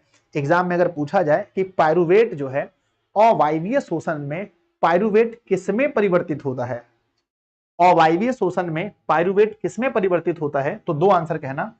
पहला बोलना बच्चों इथेनॉल, क्या बोलना, इथेनॉल, है ना, इथेनॉल C2H5OH इसका फार्मूला होता है इथेनॉल। और दूसरा कहना बच्चों कार्बन डाइऑक्साइड, इथेनॉल और कार्बन डाइऑक्साइड में हमारा जो पायरुवेट है वो विखंडन हो जाता है। यह क्रिया किण्वन कहलाता है। यह क्रिया क्या कहलाता है बच्चों, किण्वन कहलाता है। एग्जाम में कई बार पूछा गया है ना, कहलाती है जो ईस्ट में होता है। बच्चों पूछा जाता है कि ईस्ट में कौन सी क्रिया पाई जाती है या फिर किण्वन क्रिया। ध्यान देना यहां से बनने वाले ऑब्जेक्टिव, किण्वन क्रिया किसमें पाई जाती है, किण्वन क्रिया किसमें पाई जाती है? तो बच्चों कहना किण्वन क्रिया ईस्ट में पाई जाती है, ईस्ट में पाई जाती है। एग्जाम में क्वेश्चन पूछा गया है कि बच्चों किस प्रकार के श्वसन में एथेनॉल बनता है? किस प्रकार के श्वसन में एथेनॉल का निर्माण होता है? बच्चों आंसर बताइए, किस प्रकार के श्वसन में एथेनॉल बनता है ना? एथेनॉल किस प्रकार के श्वसन में बनता है? तो कहना बच्चों अवायवीय श्वसन में। क्या बोलना? अवायवीय श्वसन में एथेनॉल बनता है। बहुत बार पूछा गया है क्वेश्चन, आप क्वेश्चन बैंक निकाल के देखना, न जाने कितनी बार पूछा गया है कि किस प्रकार के श्वसन में एथेनॉल बनता है। तो कहना बच्चों इसमें अवायवीय श्वसन में। ठीक है, तो मुझे लगता है यहां तक कोई क्वेश्चन नहीं होगा, आप आराम से बनाओगे, है ना। ईस्ट की क्रिया किसमें पाई जाती है? माफ कीजिएगा, किण्वन की क्रिया किसमें पाई जाती है? ईस्ट में पाई जाती है ना। यस, बहुत बढ़िया सर, बहुत बढ़िया। आगे बढ़ते हैं बच्चों, तीसरे में कहते हैं इसमें ऑक्सीजन के अभाव में, ध्यान रखना क्योंकि अवायवीय शोषण ऑक्सीजन के अभाव मतलब ऑक्सीजन कम होता है, ऑक्सीजन के अभाव में हमारी पेशियों में पायरुवेट से लैक्टिक अम्ल का निर्माण होता है। हमारी पेशी कोशिकाओं में अधिक मात्रा में लैक्टिक अम्ल के संचयन से दर्द होने लगता है। बहुत ज्यादा चलने या दौड़ने के बाद हमारी मांसपेशियों में इसी कारण ऐंठन या तकलीफ होती है। बच्चों अब यहां से 2-3 ऑब्जेक्टिव क्वेश्चन बनेंगे, 2-3 ऑब्जेक्टिव क्वेश्चन। बच्चों हम लोग जब ज्यादा चलते हैं या ज्यादा तेज दौड़ते हैं तो हमारे पैर में जो वहां पर यहां होता है, पैर दर्द करता है। बोलो यस और नो। ज्यादा चलने पर या तेज दौड़ने पर क्या हमारा पैर में दर्द होता है? बोलो यस और नो। हाँ सर होता है, क्योंकि जब हम ज्यादा तेज दौड़ते हैं या ज्यादा तेज बुलते हैं तो हमारा नियमित रूप से बच्चों श्वसन नहीं हो पाता है और हमारे जो कोशिका तक ऑक्सीजन नहीं पहुंच पाता है। तो बच्चों हमारे पैर में कौन सा, हमारा जो पैर होता है उसमें कौन सा अम्ल जम जाता है? तो कहना बच्चों कि लैक्टिक अम्ल जम जाता है। लैक्टिक अम्ल हमारे पैर में जम जाता है, लैक्टिक अम्ल। और दूसरा बात अगर आपसे यह पूछा जाए बच्चों कि अवायवीय शोषण से, अवायवीय शोषण के कारण हमारे शरीर में कौन सा अम्ल जमता है अवायवीय शोषण के कारण? तो भी कहना बच्चों लैक्टिक अम्ल। अगर एग्जाम में पूछा जाए कि ज्यादा तेज दौड़ने से, है ना, ज्यादा तेज दौड़ने से धावक, है ना, धावक को थकान महसूस क्यों होती है? धावक को थकान महसूस क्यों होती है? तो वही लिखना है बच्चों कि ज्यादा तेज दौड़ने से हमारे शरीर में नियमित रूप से श्वसन की क्रिया नहीं हो पाती है, इसलिए हमारी कोशिका में लैक्टिक अम्ल का निर्माण हो जाता है, जिसके कारण से हमारा शरीर दर्द करने लगता है या हमारा पैर दर्द करने लगता है। यहां बच्चों 2-3 चीजें थी, है ना। तो ऑक्सीजन के अभाव में लैक्टिक अम्ल जम जाता है, जिसके कारण से हमारे पैर में बच्चों दर्द होने लगता है, लैक्टिक अम्ल। तो यहां से जो भी ऑब्जेक्टिव, जिसके कारण से ऐंठन होता है, यहां से जो ऑब्जेक्टिव बनेगा आप बता दोगे यस और नो बच्चों। ठीक है, 2 चीजें अवायवीय शोषण में, 2 चीजें याद रखना अवायवीय शोषण में। पहला बच्चों इथेनॉल का निर्माण, मैंने बोला इथेनॉल का निर्माण, इथेनॉल का निर्माण। और दूसरा बच्चों इथेनॉल का निर्माण, और दूसरा मैंने क्या बोला? लैक्टिक अम्ल का निर्माण, लैक्टिक अम्ल का निर्माण। और किण्वन की क्रिया किसमें होती है? याद रखना कि किण्वन की क्रिया किसमें होती है, बहुत बार पूछा जाता है किण्वन की क्रिया किसमें होती है? अमीबा ना, ईस्ट बच्चों एक प्रकार का जीव है, ये मत समझना कि ईस्ट क्या है सर। ईस्ट जैसे अमीबा, पैरामीशियम, ईस्ट, है ना, यूग्लिना, ये सब जीव हैं। तो किण्वन की क्रिया किसमें होती है? बहुत बार पूछा गया है। तो कहना बच्चों किण्वन की क्रिया ईस्ट में होती है। किसमें होती है? ईस्ट में होती है। यहां तक पूरे अच्छे से पता चल गया सर, हर एक क्वेश्चन के बारे में पता चल गया। आगे बढ़ते हैं नेक्स्ट। अब समझते हैं बच्चों, यहां से कहते हैं ऑक्सीजन की उपस्थिति में, ध्यान दीजिएगा, एक तो था ऑक्सीजन की अनुपस्थिति में पायरुवेट क्या बनाता है और ऑक्सीजन की उपस्थिति में क्या बनाता है। तो ऑक्सीजन की उपस्थिति में पायरुवेट का पूर्ण ऑक्सीकरण होता है एवं कार्बन डाइऑक्साइड तथा जल का निर्माण होता है। क्योंकि यह क्रिया ऑक्सीजन की उपस्थिति में होती है, अतः इसे वायवीय शोषण कहते हैं। ध्यान रखना, यहां से बस एक ही चीज है कि पायरुवेट का ऑक्सीजन की उपस्थिति में पायरुवेट का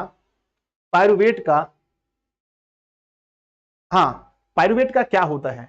ऑक्सीजन की उपस्थिति में पायरुवेट का क्या होता है? तो कहना बच्चों, अब हम बोलते हैं पायरुवेट, तो समझना बच्चों ऑक्सीजन ना, कार्बन के 3 अणु को पायरुवेट कहा गया है। तो ऑक्सीजन की उपस्थिति में पायरुवेट का क्या होता है? तो कहना बच्चों पूर्ण ऑक्सीकरण। क्या कहना बताओ, क्या होता है? पूर्ण ऑक्सीकरण होता है। ठीक है, बस याद रखना कि ऑक्सीजन की उपस्थिति में पाइरुवेट का क्या होता है, तो कहना बच्चों पूर्ण ऑक्सीकरण होता है। चलिए आगे बढ़ते हैं। नेक्स्ट जो इंपॉर्टेंट चीज है हम सिर्फ उसको ले रहे हैं, बाकी चीजों को हम छोड़ रहे हैं। आगे बच्चों बढ़ते हैं। वायवीय शोषण, देखो एक बार में हम पढ़ेंगे, एक बार में, और यहां से 3-4 ऑब्जेक्टिव निकलेगा।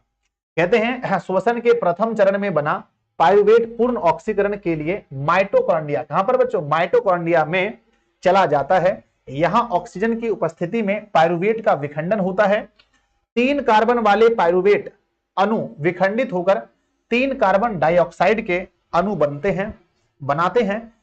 इसके साथ साथ जल तथा रासायनिक ऊर्जा भी मुक्त होती है, जो एटीपी अणुओं में संचित होती है। एटीपी के विखंडन से जो ऊर्जा मिलती है उससे कोशिका के अंदर होने वाले विभिन्न जैविक क्रियाएं संचालित होती हैं। अवायवीय एवं वायवीय शोषण में अंतर, अवायवीय एवं वायवीय शोषण में अंतर के बारे में हम लोग पढ़ने वाले हैं। बच्चों बस याद रखना कि वायवीय शोषण कितने चरणों में होता है। वायवीय शोषण कितने चरणों में होता है, तो बच्चों वायवीय शोषण 2 चरण में होता है। वायवीय शोषण जो है ये 2 चरणों में होता है, 2 चरणों में। पहला चरण पूरा होता है कोशिका द्रव में, पहला चरण होता है कोशिका द्रव में, और दूसरा होता है माइटोकॉन्ड्रिया में। कहां पर, तो माइटोकॉन्ड्रिया में दूसरा चरण होता है। तो बच्चों याद रखना कि यहां पर 2 होता है, 2 चरणों में होता है। पहला होता है कोशिका द्रव, दूसरा होता है माइटोकॉन्ड्रिया में। आगे बढ़ते हैं बच्चों, कहते हैं ध्यान से देखना, यहां पर अगर कोई चीज निकलता है, दोनों में अंतर पूछा है, वायवीय और अवायवीय में अंतर पूछा है। कहते हैं बच्चों वायवीय शोषण ऑक्सीजन की उपस्थिति में होता है, जबकि अवायवीय शोषण ऑक्सीजन की अनुपस्थिति में होता है। पहली बात है वायवीय शोषण का प्रथम चरण कोशिका द्रव में तथा द्वितीय चरण माइटोकॉन्ड्रिया में पूरा होता है, जबकि अवायवीय शोषण की पूरी क्रिया कोशिका द्रव में ही होती है। ये दोनों में अंतर पूछेगा, याद रखना, दोनों में अंतर पूछेगा। वायवीय शोषण और अवायवीय शोषण में अंतर लिखने के लिए लिख पाओगे, प्रैक्टिस किए हो? यस और नो, जल्दी बताओ। Yes sir, yes sir. दोनों में अंतर पूछा जाएगा, वायवीय शोषण और अवायवीय शोषण में अंतर पूछा जाएगा। क्या आप तैयार हैं? हाँ सर तैयार हैं, आ जाओ बच्चों। ठीक है ना। कहते हैं इसमें ग्लूकोज का, वायवीय शोषण में ग्लूकोज का पूर्ण ऑक्सीकरण यानी विखंडन होता है तथा कार्बन डाइऑक्साइड एवं जल का निर्माण होता है। सही बात है। जबकि अवायवीय शोषण में ग्लूकोज का आंशिक ऑक्सीकरण होता है एवं पाइरुवेट, एथेनॉल तथा लैक्टिक अम्ल का निर्माण होता है। तो ये बच्चों क्या था हमारा, ये था वायवीय और अवायवीय के बारे में। कहते हैं वायवीय शोषण में अवायवीय शोषण की तुलना में बहुत ज्यादा ऊर्जा निकलता है। बात सही है या गलत है बताओ? सर बिल्कुल सही है। वायवीय शोषण में अवायवीय शोषण की अपेक्षा बहुत ज्यादा ऊर्जा निकलता है। कितना ज्यादा पता है आपको? कितना ज्यादा बताओ? हाँ सर बहुत ज्यादा। मान लेते हैं अगर वायवीय शोषण में 38 एटीपी है तो अवायवीय शोषण में मात्र 2 एटीपी है, तो ऊर्जा जो है बहुत ज्यादा का अंतर हो जाता है, दोनों में बहुत ज्यादा का अंतर हो जाता है। चलो बच्चों, कहते हैं श्वसन की परिभाषा, ये किसी बुक का लिखा है, आप इसको नहीं पढ़ सकते, बहुत टफ है बच्चों। श्वसन की परिभाषा देखो कितना खतरनाक लिखा है। ठीक है, चलो बढ़ते हैं बच्चों। ध्यान दीजिए, एक क्वेश्चन है, एग्जाम में बहुत बार पूछा जाता है, आप इस क्वेश्चन को इंपॉर्टेंट समझें बच्चों। वीवीआई क्वेश्चन है ना, मोस्ट वीवीआई प्रश्न है ये। ठीक है, क्या लिखा है? मछली, मच्छर, केचुआ और मनुष्य के श्वसन अंग के नाम बताइए। बताइए आप लोग क्या क्या नाम है? मछली का क्या है, मच्छर का क्या है, केचुआ का क्या है और मनुष्य का क्या है? जल्दी से श्वसन अंगों के नाम। तो कहते हैं बच्चों मछली का जो है वो क्लोम अथवा गिल्स है, गिल्स है। मच्छर का क्या है? ट्रेकिया है। केचुआ का क्या है? त्वचा है। और मनुष्य का क्या है? फेफड़ा है। बस श्वसन अंगों के नाम लिखा था, हमने नाम लिख दिया। अगर आप लिख पाओगे तो मुझे बताओ।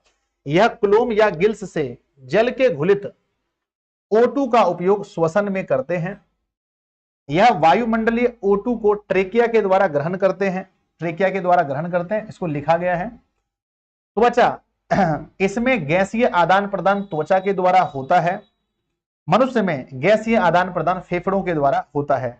बच्चों यह बहुत इंपॉर्टेंट क्वेश्चन है, एग्जाम में कई बार पूछा गया है कि मछली, मच्छर, केचुआ और मनुष्य के श्वसन अंगों के नाम लिखें। एक बार मैं फिर से पूछता हूं, बताओ मछली का बताओ क्या है, मछली का श्वसन अंग बताओ, मच्छर का बताओ, केचुआ का बताओ केचुआ का बताओ और मनुष्य का बताओ। जल्दी जल्दी से कमेंट बॉक्स में क्या क्या है इनका श्वसन अंग। मैंने इसे पिछले बार के लिए बहुत VVI बताया था सर ये क्वेश्चन 2023 में भी पूछा था। अरे भाई साहब क्या बात करते हो, ताली होना चाहिए, ताली ताली ताली 23 में भी ये क्वेश्चन पूछा गया था कि इनके श्वसन अंगों के नाम लिखें, मछली, मच्छर, केचुआ, मनुष्य। तो आप कहोगे सर मछली का श्वसन अंग क्या है, तो आप कहोगे सर मछली का है गिल्स, मछली का है गिल्स। और मच्छर का है बच्चों ट्रेकिया, ट्रेकिया। और केचुआ जो होता है, केचुआ समझते हैं, केचुआ कितने बच्चे समझते हैं, ये सर समझते हैं। केचुआ वो क्या बोलते हैं, वो जो जोक होता है ना खेत में हम जो कोड़ते हैं, जो सांप की तरह जोक निकलता है उसको केचुआ बोलते हैं। केचुआ को बच्चों किसान का मित्र कहते हैं, याद रखना, कभी एग्जाम में पूछा जाए तो कहना किसान का मित्र किसे कहते हैं, तो बोलना बच्चों केचुआ को। और ये श्वसन करता है त्वचा से, कहां से, त्वचा से। और मनुष्य श्वसन कहां से करता है, मनुष्य श्वसन करता है बच्चों फेफड़ा से, ठीक है, हाँ फेफड़ा से, ठीक है। तो ये अगर पूछा जाता है तो आप आसानी से लिख दोगे, 23 में भी पूछा गया था, बहुत अच्छी बात है बच्चों। आगे बढ़ते हैं, नेक्स्ट क्वेश्चन है श्वसन एवं दहन में अंतर लिखें, ठीक है। ये बहुत प्यारा सा क्वेश्चन है, कोई 2 अंतर पूछा है, मैंने तो बहुत सारा अंतर दिया है बच्चों। श्वसन और दहन में अंतर आपसे ये पूछा है, श्वसन क्या पूछा है, हाँ श्वसन, और एक है बच्चों दहन, दहन। अच्छा दहन आप लोग समझते हैं ना कि जब हम किसी चीज को जलाते हैं, है ना, किसी भी दाह्य पदार्थ का जलना दहन कहलाता है। मान के चलो हमारे पास ये कागज है बच्चों, मान लो हमारे पास ये कागज है और मैं इसमें माचिस बारता हूं, तो क्या हो जाएगा, ये कागज जल जाएगा, तो हम इसे दहन कहेंगे। बच्चों ये बताओ, है ना, दहन में और बच्चों श्वसन में अंतर। पहले ये बताओ दहन में कोई चीज जलता है या नहीं, क्या श्वसन में कोई चीज जलता है, यस और नो, क्या श्वसन में कोई चीज जलता है, नहीं सर। तो यहां कोई चीज जलता नहीं है, यहां कोई चीज जलता नहीं है। श्वसन में जलेगा काहे भाई जलता नहीं है, लेकिन दहन में जलता है, दहन में जलता है बच्चों, ठीक है ना। तो हम बात करते हैं ऑक्सीजन, तो इसमें भी चाहिए, इसमें ऑक्सीजन तो यहां भी चाहिए, और ऑक्सीजन बच्चों यहां भी चाहिए, ऑक्सीजन यहां भी चाहिए और यहां भी चाहिए, दोनों में अंतर। स्पेशली आप देख लो, यह कोशिका में होता है, ध्यान दीजिएगा, श्वसन जो है वो कोशिका में होता है, ठीक है, और दहन कोशिका में नहीं होता है दहन तो कोई चीज जलता है बच्चों। कहते हैं ऊर्जा चरणबद्ध ढंग से विमुक्त होती है, इसमें चरणबद्ध है ना, मतलब कि स्टेप बाय स्टेप इसमें ऊर्जा निकलता है, इसमें ऊर्जा अचानक निकलता है। दहन में जैसे आप जलाओगे स्पीड में निकल जाएगा। क्या बच्चों दहन में ऊर्जा चरण बाय चरण निकलता है, नहीं गुरुजी बिल्कुल नहीं निकलता, दहन में तो एक ही बार में निकल जाता है। तो कहते हैं दहन में अचानक निकलता है, जबकि श्वसन में चरण बाय चरण निकलता है। यह एंजाइम के द्वारा नियंत्रित होता है और यह एंजाइम के द्वारा नियंत्रित नहीं होता है। बच्चों श्वसन में जो होता है ये एंजाइम के द्वारा नियंत्रित होता है, वो नहीं होता है। अगला, इसमें प्रकाश की उपस्थिति नहीं होती है। क्या श्वसन में कहीं प्रकाश चाहिए, क्या बच्चों कुछ श्वसन में प्रकाश चाहिए, नहीं सर, यह प्रकाश की उपस्थिति में नहीं होता है, जबकि है ना तेल लोह के साथ प्रकाश की उपस्थिति होती है। यहां बच्चों प्रकाश की उपस्थिति होती है, दहन होने पर प्रकाश जरूर आएगा। और कहते हैं कई उत्पादकों का निर्माण होता है, यहां पर किसी उत्पाद का निर्माण नहीं होता है। श्वसन में अगर आप देखें बच्चों तो हमारे कई उत्पाद बनते हैं, जैसे CO2 बनता है, जैसे H2O बनता है, और जैसे बच्चों हम कह सकते हैं कि हमारा ऊर्जा भी बनता है। तो ये सब हमारे कई उत्पाद बनते हैं श्वसन में, लेकिन दहन में ऐसा कुछ भी नहीं होता है। तो अगर एग्जाम में पूछा जाए श्वसन और दहन में अंतर लिखें, तो प्यारे बच्चों बताइए क्या आपको लगता है कि सर हमसे हो पाएगा, यस और नो, कमेंट बॉक्स में लिखिए। अगर कल चल करके बच्चों शायद बहुत इंपॉर्टेंट है, 14 में 21 में मुझे लगता है सर, है ना, बहुत इंपॉर्टेंट है। श्वसन और दहन में 2 अंतर पूछा जाता है, लेकिन आप बहुत लिख सकते हैं। पहला ये बच्चों ये कोशिका में होता है श्वसन, दहन कोशिका में नहीं होता है, ठीक है ना। इसमें बच्चों ऊर्जा स्टेप बाय स्टेप, यानी कि हम कह सकते हैं चरणबद्ध ऊर्जा का विमुक्त होता है श्वसन में, दहन में अचानक ऊर्जा निकलता है, ठीक है। श्वसन में कोई चीज जलता नहीं है, दहन में दाह्य पदार्थ जलता है, ठीक है, तो इसका बच्चों प्रैक्टिस कर लेना घर में बहुत अच्छे से लिख करके, सभी प्यारे बच्चे प्रैक्टिस कर लेना लिखने का।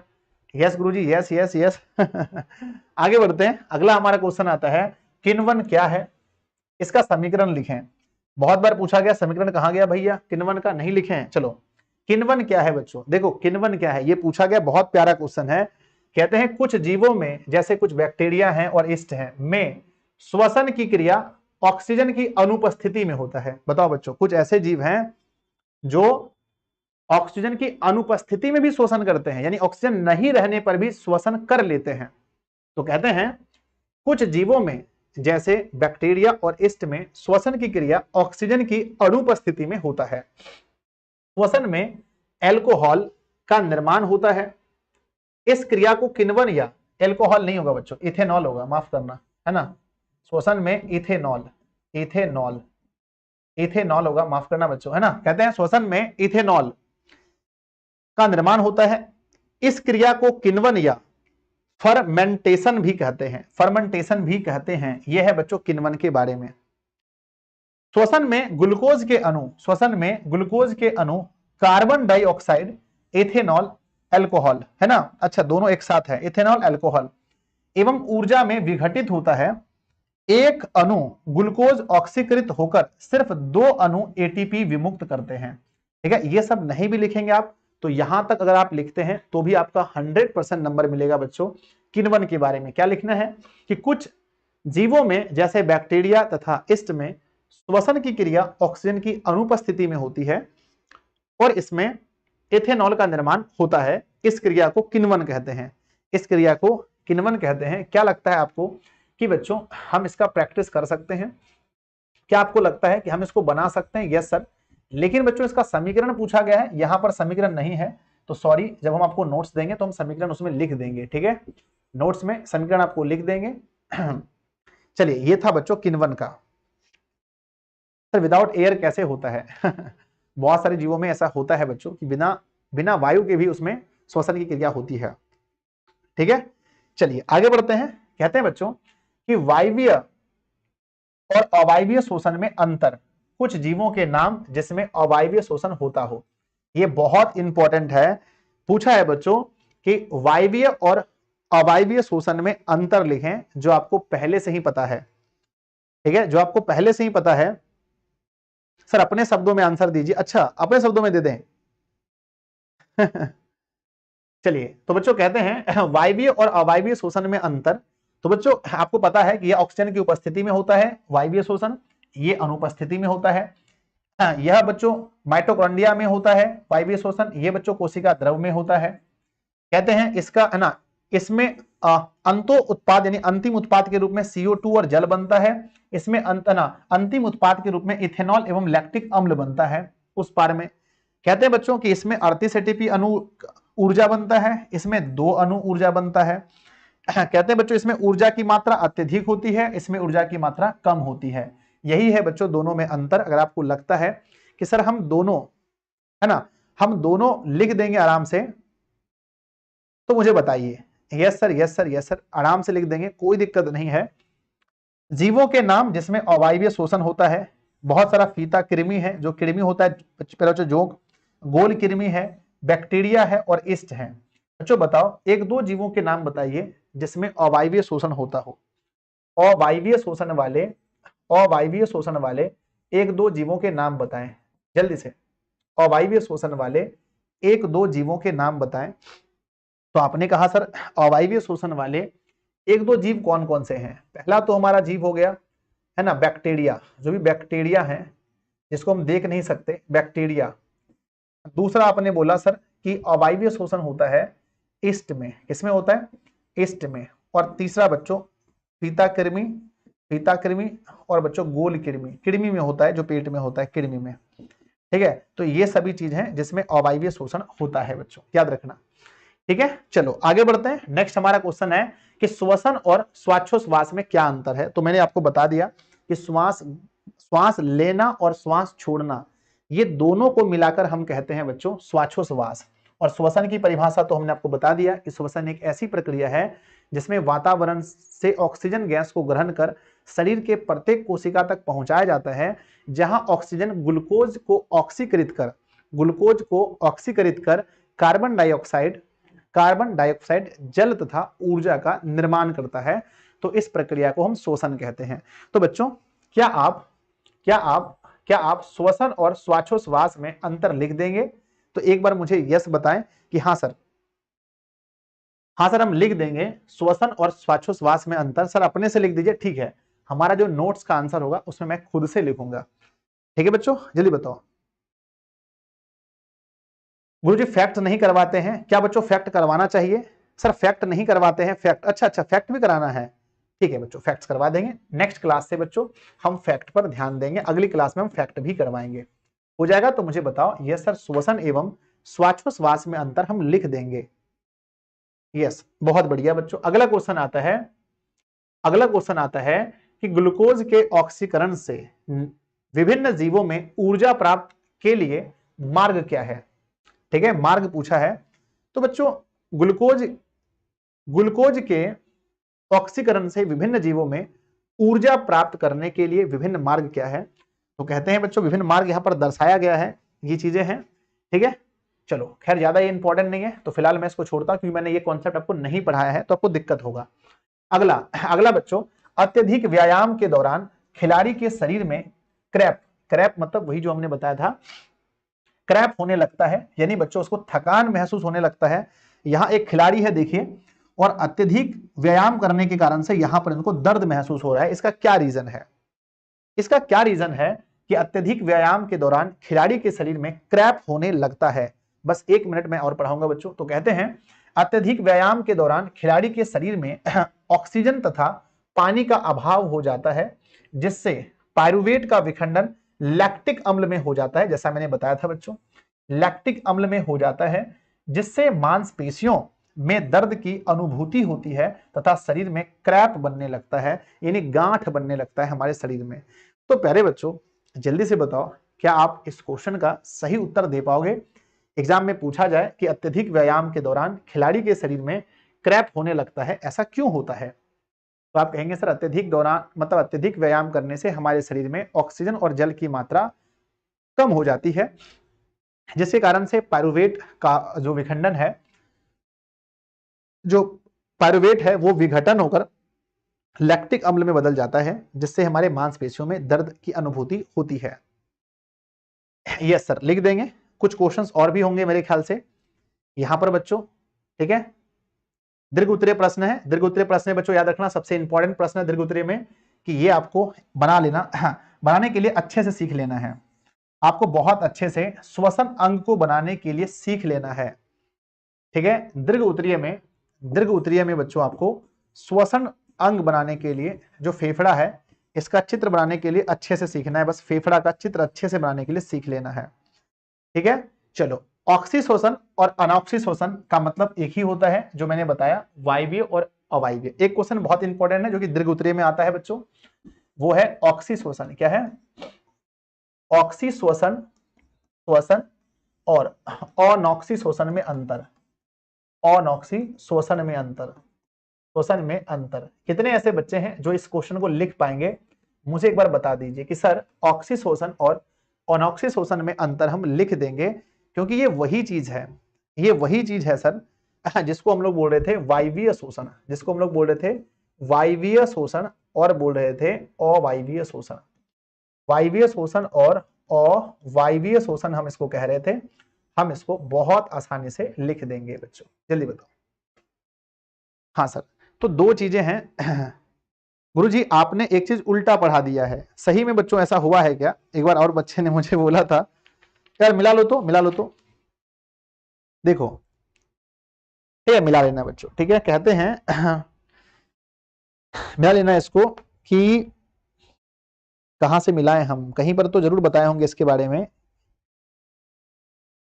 कहां बताया था? उच्छ्वास, हाँ बच्चों। कहते हैं श्वसन दो क्रियाओं के सम्मिलित रूप है। पहली क्रिया में हवा नासिका से फेफड़े तक पहुंचती है, जहां इसका ऑक्सीजन फेफड़े की दीवारों में स्थित रक्त कोशिकाओं के रक्त में चला जाता है। इस क्रिया को प्रश्वास कहते हैं। हाँ बच्चों, तो यानी कि श्वसन ग्रहण करना प्रच्छवास कहलाता है बच्चों। ऑक्सीजन ग्रहण करना, ऑक्सीजन ग्रहण करना प्रच्छवास कहलाता है। प्रच्छवास है ना, प्रच्छवास, प्रच्छवास कहलाता है या, है ना। और बच्चों और CO2 छोड़ना, CO2 छोड़ना उच्छ्वास कहलाता है। छोड़ना बच्चों उच्छ्वास कहलाता है। शायद मैंने स्टार्टिंग में गलती किया था, शायद हमने गलत लिख दिया था कि ग्रहण करने को मैंने उच्छ्वास और छोड़ने को प्रच्छवास कहा था, जबकि बच्चों बुक में लिखा है कि ग्रहण करना ऑक्सीजन को, यानी ऑक्सीजन को नासिका छिद्र से ग्रहण कर हमारे फेफड़े तक जब हम पहुंचाते हैं तो इस क्रिया को हम प्रच्छवास कहते हैं। ठीक है, प्रच्छवास कहते हैं। शायद स्टार्टिंग में हमने मिस्टेक किया है, शायद शायद शायद स्टार्टिंग में मैंने मिस्टेक किया है। यहां देखते हैं बच्चों कि श्वास ना श्वसन, हाँ श्वसन ग्रहण करने की क्रिया को उच्छ्वास नहीं बच्चों, गलत है। श्वसन ग्रहण करने की क्रिया को उच्छ्वास नहीं बच्चों, उच्छ्वास नहीं, इसी को हम लोग प्रच्छवास कहते हैं, है ना। तो हम इसे बच्चों प्रच्छवास कहते हैं, प्रच्छवास, या बुक में ऐसे लिखा रहता है, हाँ बुक में बच्चों लिखा है प्रश्वास, है ना, ऐसे प्रश्वास लिखा है। ठीक है, तो इसको ठीक कर लेना, ठीक है बच्चों, इसको ठीक कर लेना। और यहां हम लोग लिखेंगे उच्छ्वास, उच्छ्वास। क्या इसको ठीक कर लोगे आप लोग, मुझे बताओ, यस और नो, जल्दी बताओ। हाँ सर हम लोग ठीक कर लेंगे, हम लोग ठीक कर लेंगे। एसएसटी की क्लास क्यों नहीं होता है, कल से आपकी एसएसटी की क्लास होगी। मनीष सर का तबीयत बहुत खराब है, मतलब पता नहीं क्या हो गया था। ठीक है, तो बच्चों हो जाएगा। और सुमित सर अभी थोड़ा बहुत इंटर में लेना स्टार्ट कर दिए हैं, धीरे धीरे बच्चों, और वो बाकी जगह भी लेना शुरू कर देंगे, मैट्रिक में भी। ठीक है, अब हमारा मैथ में कल बच्चों इसका क्या होने वाला है बताओ, कल इस चैप्टर का क्या होने वाला है। मुझे टाइम से लाइव आइए, ठीक है बच्चों, पक्का। कल इसका क्या होने वाला है जल्दी बताओ, कल इस चैप्टर का क्या होने वाला है, कल इस चैप्टर का क्या होने वाला है जल्दी बताओ। कल बच्चों इस चैप्टर का होने वाला है ऑब्जेक्टिव, ऑब्जेक्टिव और प्लस बच्चों सब्जेक्टिव टेस्ट। अगर टाइम मिला तो सब्जेक्टिव भी होगा, तो ऑब्जेक्टिव प्लस सब्जेक्टिव टेस्ट बच्चों, सब्जेक्टिव टेस्ट। और सब्जेक्टिव टेस्ट में सारे आंसर मैं खुद लिखूंगा, सारे आंसर प्यारे बच्चों मैं अपने से लिखूंगा। ठीक है, कल इसका टेस्ट होने वाला है और मैं इसके सारे आंसर अपने से लिखूंगा बच्चों, मैं खुद से सभी आंसर को लिखूंगा। ठीक है ना, एक भी आंसर बच्चों सब्जेक्टिव का लिखा हुआ नहीं रहेगा, और आप और हम दोनों साथ मिलकर के लिखेंगे। तो कल तैयार रहना बच्चों, क्या आप तैयार रहोगे, बोलो हाँ या ना, तैयार रहोगे। कल तैयार रहना बच्चों, कितने बजे, 6:30 बजे। अपने सारे दोस्तों को बता देना कि गुरुजी 6:30 बजे आने वाले हैं। और टाइम पर लाइव आने की जो प्रथा बच्चों मैंने खराब की है, इसको मैं धीरे धीरे ठीक कर दूंगा। ठीक है, ध्यान रखिएगा। अभी बच्चों हम लोग पढ़ने वाले हैं 8:15 में मैथ बच्चों। और मैथ का जल्दी से बताओ कि आज मैथ में हम लोग क्या पढ़ने वाले हैं। मैथ में 4.1 बच्चों और 4.2 को हम लोग कवर करने वाले हैं। तो बहुत तेजी में, खूब मजा आएगा। आप लोग जरूर लाइव आइएगा थोड़ी देर बाद। सब लोग क्लास को लाइक कर लीजिए बच्चों, नीचे कमेंट कीजिए अच्छा ऐसा क्लास आपको कैसा लगा, चीजें समझ में आई या नहीं आई बच्चों, सब लोग कमेंट कीजिएगा। और इसका नोट्स लेने के लिए ड्रीम 450+ बैच में ज्वाइन होने के लिए 7700879453 पर बच्चों कॉल कीजिएगा, या 6203020598 पर कहना मुझे संजय सर का नोट्स चाहिए, ऑल सब्जेक्ट का नोट्स चाहिए बच्चों। ठीक है, आप लोग कमेंट बॉक्स है ना, आप लोग कॉल करके जरूर बोलिएगा। मात्र 499 में आपको सब कुछ मिलेगा। मिलते हैं 8:15 में, तब तक के लिए पढ़ते रहिए, हंसते रहिए, नहीं खाना खा के आइए बच्चों एनर्जी बहुत जरूरी है, खाना खा करके जरूर आप सभी लोग आइएगा, बहुत मजा आने वाला है। ठीक है।